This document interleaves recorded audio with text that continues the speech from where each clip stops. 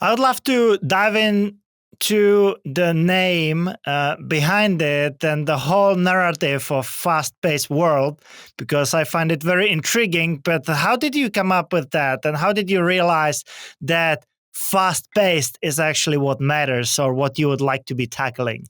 In my teens, when I was working, I was getting hired by these various boutique agencies, and the speed at which they moved was painfully slow. And I could see firsthand the frustration that was causing with clients, and how things would go awry because just they took way too long. There was a lot of friction. And so I started having this idea as I was working for these other agencies of, I think I could do this in a different way. I think there's a way to do this more effectively. And there's a bazillion really talented creatives all over the world. There's a bunch of really talented agencies. And so what I really focused on was, what can I control? So, I can control the work product, but I maybe can't produce something better, quote unquote, than everybody else. It's going to be as good as, but better is hard to do day in and day out. And I can charge a competitive price, but other people can do that. So what is the one thing that I can do that's going to make me stand out amongst everybody else? And that was speed, right? And it still is to this day, is if I can get your creative, if I can get your ad campaign in market faster than everybody else, you're going to be able to capitalize and have a better ROI and have better results than anybody else can offer you.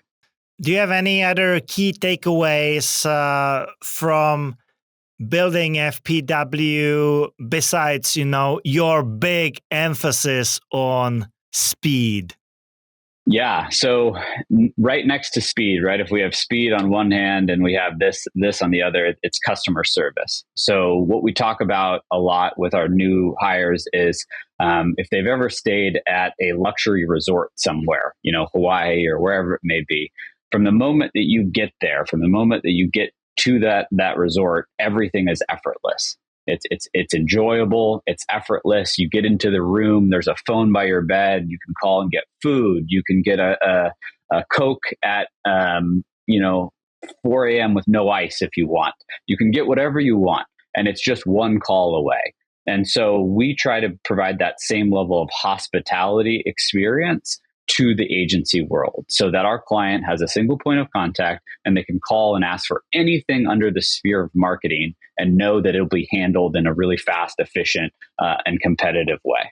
There's a great book that I have started reading recently, and it's actually called Unreasonable Hospitality, and it's about a Michelin star restaurant in Manhattan, and how they basically made it to be rated as the best restaurant in the world, and how being unreasonable is actually what sets you apart. And I feel like I take a lot from that for myself in terms of running a software company, building digital products. And I feel like, similarly for you in marketing, the same concepts of that can be applied anywhere else. It's just that you need to position yourself differently than the others. And it seems like you have managed to pinpoint a few of these differentiators for yourself.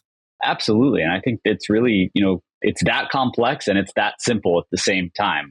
When done well, it works really well. And when done poorly, it doesn't work. And so you have to find the differentiators, and then you have to really commit to them and embody them. So like in our physical office, we have a saying that is, we make the impossible possible on a daily basis. Because really, every day we come to work, we're going to get a client ask that maybe we've never done or no one has ever done what they're asking for. And so we just have to make sure that everybody comes to work believing that that thing is possible and that we have the expertise to figure it out for the client. That is true. That is true. Well, I would love to hear basically about the intersection where I think the worlds of the two of us connect, right? I come from the tech side, you come from the marketing side, and now we live in the age of AI, and it's entering everything. It's entering ad creation, it's entering coding, it's getting smarter every single day. how do you prepare yourself to be able to work with those tools that are basically getting increasingly better every single day? You stay really close to it first and foremost, right? And I think even beyond that, you embrace it wholeheartedly, right? There's a lot of our peers, I think, are pretty resistant to AI as a concept, even. And we've even faced some of that internally earlier on, a couple of years ago when we were first getting serious about AI. And so we've been working with AI now for, better part of a few years in earnest. And have just been iterating as things come. So looking at opportunities to integrate various tools into our workflow, optimizing, and just every time there's something new that could potentially augment the software stack that we use or the process map that we use, we're incorporating that after we've vetted it and made sure it works. But also, I think making sure that we balance what people are coming to us for, right? The danger that I see with AI is that everybody starts to sound the same. Everybody starts to have this sort of the same cadence to their creative, and you can train these models and you can do all this, but it is just regurgitating information, right? It's not really original in the way that we think of human originality. And so the worry that I have is that eventually you get to this point where it's all just beige, right? It's all just kind of right? And I think we're already starting to see that in some areas. And you're seeing that where these search engines are walking a really fine line of they make the AI, they use the AI for search results, but they're de-ranking AI content because they know that if you just have an infinite loop and the AI is just generating content that then it's referencing, then it's generating, eventually you get to a point where there's no expertise, right? There's no actual real knowledge being used or said. And so it's interesting. It's finding that balance. And I think that's what our really approach is. We want to be, leveraging the pieces that make sense, that accelerate what we do, that provide more value, but not just sending clients stuff that's wholly AI generated, because one, it's not going to perform as well.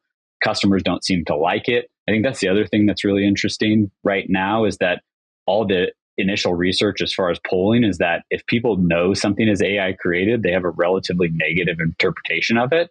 And so until that changes, marketers need to be really careful because you risk doing a lot of brand damage really quickly.